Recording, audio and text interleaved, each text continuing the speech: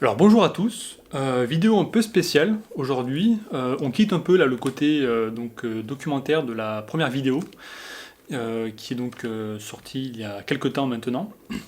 Donc il y avait une approche un peu documentaire avec pas mal d'images, beaucoup de vidéos.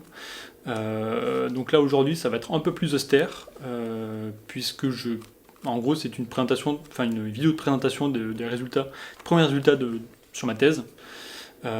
Qui donneront lieu à un article, qui est en rédaction actuellement, d'un article scientifique qui aura pour vocation à apparaître dans une revue à comité de lecture.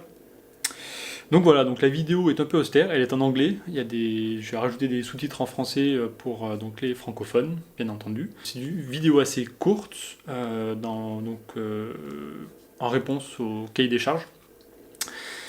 Qui était donnée. La problématique, en fait, on est en plein dans la problématique de ma thèse actuelle, qui est donc l'effet du dépérissement forestier sur la biodiversité, principalement entomologique.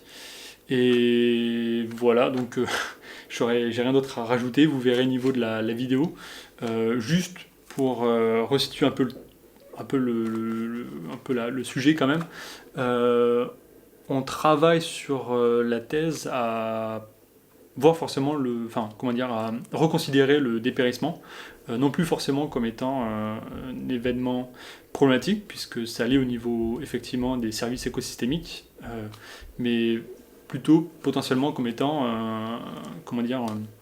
une opportunité au niveau de la biodiversité, puisque on le verra, le dépérissement forestier induit par exemple la création d'une ressource supplémentaire en forêt, qui est le bois mort, qui a plutôt tendance à disparaître dans les forêts gérées. Donc voilà, je vous laisse voir ça pour ceux que ça intéresse. N'hésitez pas à du coup aimer la vidéo et à vous abonner à la chaîne. Et voilà, je vous souhaite un bon visionnage. Merci bien. The contrasting responses of habitat conditions and saprophytic beetles biodiversity to pest-induced versus climate-induced tree diebacks in European highland conifer forest. It is well acknowledged that droughts are increasing worldwide in terms of frequency and intensity due to climate change. Water deficits are consequently eliciting more frequent and severe diebacks in forests. Moreover, increasing temperature is likely to directly and strongly affect insect life cycles and population dynamics of potentially pest species in particular. Then, drastic changes in forest conditions are expected in declining stands, which may have cascading effect on associated biodiversity. Forests in mountain contexts are especially at stake, and they may be considered as sentinels of climate change. Within the International Clean Tree Project, we set up a sampling design balanced and replicated in 2 European regions, in 2 types of conifer-dominated highland forest undergoing severe diebacks.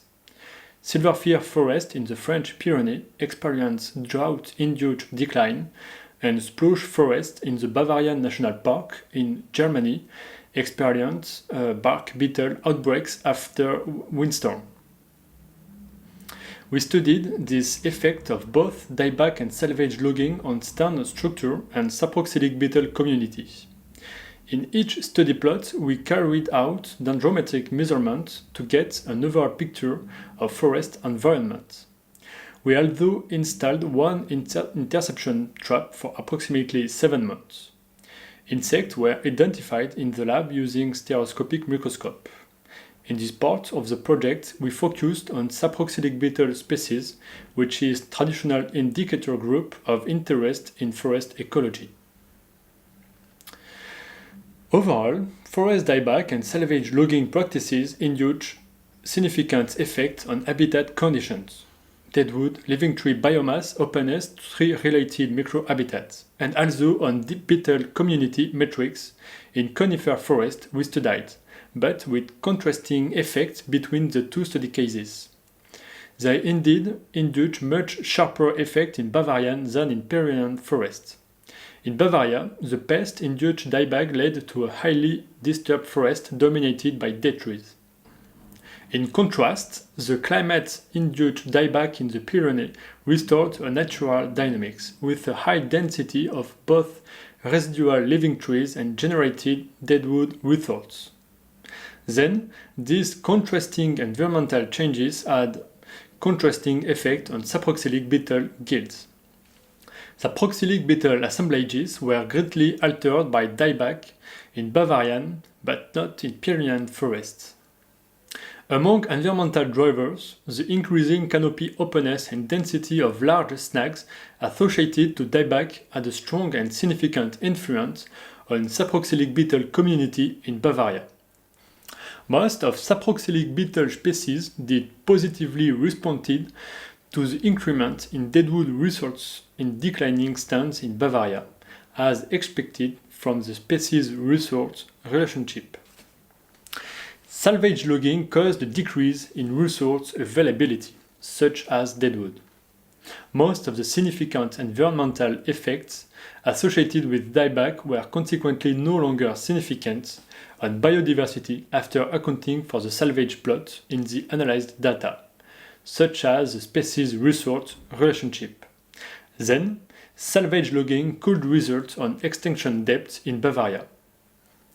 In line with these significant environmental changes induced by salvage logging in Bavaria, saproxylic beetle assemblages were altered by salvage logging, but to a lesser extent than by dieback.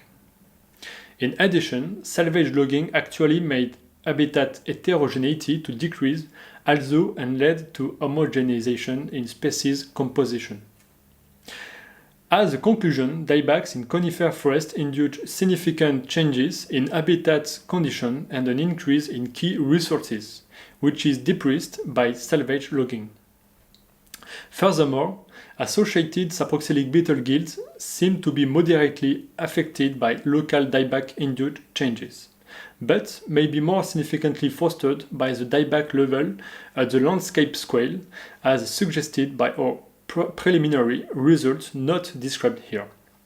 Forest conservation programs could benefit from forest dieback by maintaining some declining, unharvested stands that have been converted into patches of deadwood for saproxylic biodiversity.